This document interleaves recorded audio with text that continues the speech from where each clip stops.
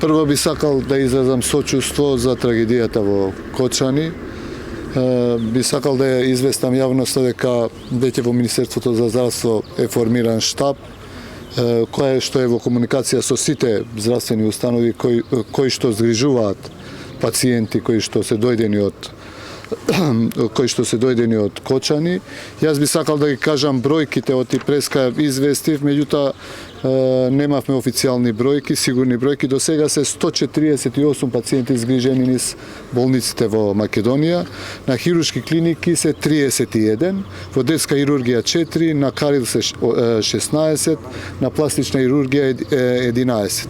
Во градска хирургија се 27 пациенти, на 8 септември се 17 пациенти, во Штип се сега 39 пациенти и во Кочани се 30 пациенти исто така. Неколку пациенти се во критична состојба, тоа се околу 18 пациенти, меѓутоа сигурен сум дека здравствените работници во сите овие болници го даваат својот максимум. Ние сме мобилизирани максимално. Сето тоа што треба за третман на пациентите е ставено во функција, така да со дополнителни информации сигурно ќе излеземе малце подоцна. Заменик министерот е во Штип, исто така и од таму добиваме информација дека повеќето пациенти се во стабилна состојба, генерално пациентите кои што се во покритична состојба се тука во Скопје. Исто така јас би сакал да им се заблагодарам на повеќе држави кои што се јавени за да ни дадат помош доколку треба за згрижување на пациентите, посебно тие што се покритични. Јас се слушнав со министерот за здравство на Булгарија, исто така директорот на фондот се слушнал и со министерот за или директорот на болницата во Белград.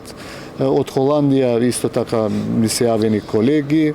Така да ќе видиме следните 30 минути ќе одлучиме кои се тие пациенти кои што треба да се згрижат надвор од државата. Меѓутоа, тие што се згрижени тука потполна грижа имаат сите лекови и средства кои што треба за да бидат подобри овие пациенти. Наскоро, како Министерство за здравство, ќе излеземе и со официјален телефонски број на која што родителите можат да се јавуваат за пациентите кои што се тука на клинички центар, за да добиваат информации каква е состојбата на нивните деца.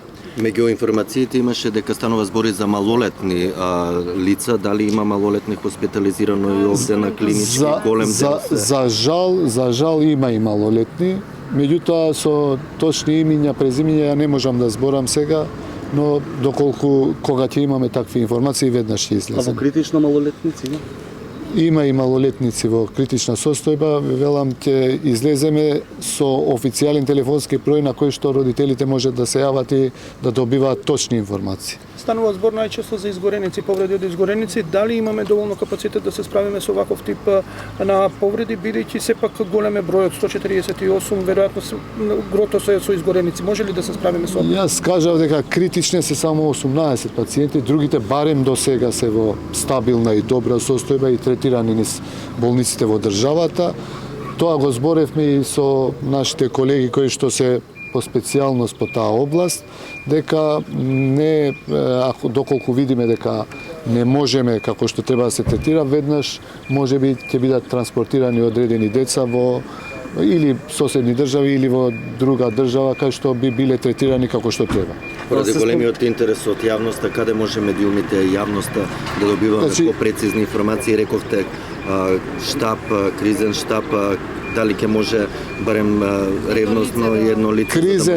Кризен штаб, значи доктор Огнен Костовски е во и докторката Срцева, професор Срцева, ќе бидат особите со кои личностите со кои што ќе добивате информации. Бесник Амити од Министерството исто така е одговорен во кризниот штаб од кој што може да добиете информации во секој момент. Меѓутоа, ви гарантирам дека ќе бидеме транспарентни, често ќе имаме ќе ве апдейтираме со информации.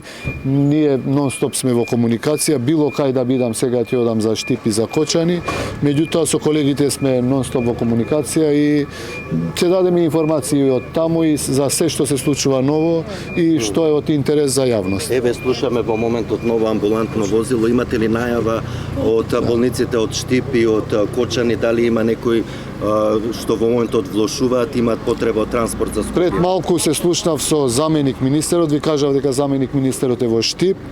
Генерално информациите се дека пациентите се во релативно стабилна состојба.